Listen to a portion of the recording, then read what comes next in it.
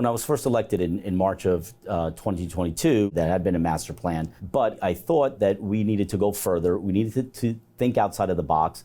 And so I looked at two areas in our village, Jericho Turnpike corridor between Willis Avenue and Marcellus Road. That is the most walkable part. And then we have our traditional downtown. I wanted to keep that look, that aesthetic of these century-old buildings, but of course, we need to replace a lot of them.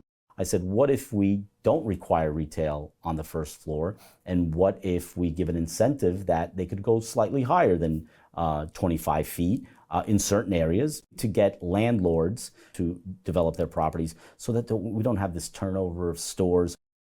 The underlying zoning for both of these areas remains the same. This overlay permits us, the Board of Trustees, to entertain applications that make sense, that may make sense in one area, not in the other. The developers, I think, appreciate the guidance. It enables them to make a decision whether they will invest or not invest, whether they will move forward with the project or not. When we first voted on these two overlay districts, we had to re-educate or educate the public. And I think that by the end of that hearing, many of them were, you know what, this makes sense. I grew up here too. And you're right, I see empty stores. The Jericho Turnpike Overlay District, our first applicant was a property owner who had a devastating fire. Small, 18 units, 6 two-bedroom, 12 one-bedroom with 27 parking spots underneath. We replaced people coming and going to a restaurant with residents who are going to shop here, people who are going to live here, people who are going to strengthen our community. For the historic overlay district in the downtown, we approved in December a 92-unit, 4-story building. And the aesthetic was one to make the building look like it's actually 5 or 6 separate buildings, so that someone walking down the street would have to guess, was this building built in 1923 or 2023? And I think it's a great first example, and other developers now will see. We see what the mayor and the board are thinking of. This enables us the flexibility to reinvent our historic downtown and our commercial retail area on Jericho Turnpike while still keeping the tradition, the history, the suburban quality of life.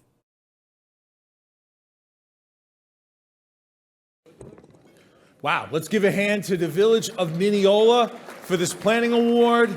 They're behind me right now, and I tell you, it's like the entire board is here. And these folks had one of the most educated hearings the other night, 3 hours of substance. They weren't people yelling and screaming at each other. There weren't people calling each other names. You're a racist. We don't want you in the community. You're a this, you're a that. None of that. 3 hours of diving into the substance of their village. They know it inside and out. These guys are wonderful. And so let's just briefly hear from the Mayor, Paul Pereira. We heard you already, so congratulations. Thank you, Eric, and thank you, Vision Long Island, for this recognition. I believe this is our third award from Vision Long Island in about the last 10 years. And as Eric mentioned, we've built well over 1,300 transit-oriented development, smart growth units in the Village of Mineola. So without having to repeat ourselves, obviously, we know best what to do, and the people in this room know best what to do.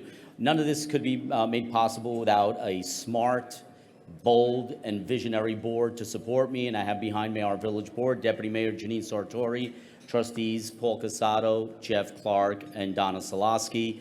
And of course, I'd also like to extend a great sense of gratitude to our staff, our building department, Liam O'Keefe, our village clerk, Brian Rivera, and our village attorneys at Spellman Gibbons. So when I'm not doing my 80-hour-a-week part-time job as mayor, I'm a full-time history teacher. So for me, history is very important. The board up here combined has over 250 years of living in the Village of Mineola. We know Mineola. We want Mineola to remain the great community that we grew up in, that we're raising our families in, and we think that we are best equipped to make that. So thank you to Vision Long Island for recognizing that, and congratulations to everyone else that was recognized this afternoon. Thank you. All right, thank you, Paul.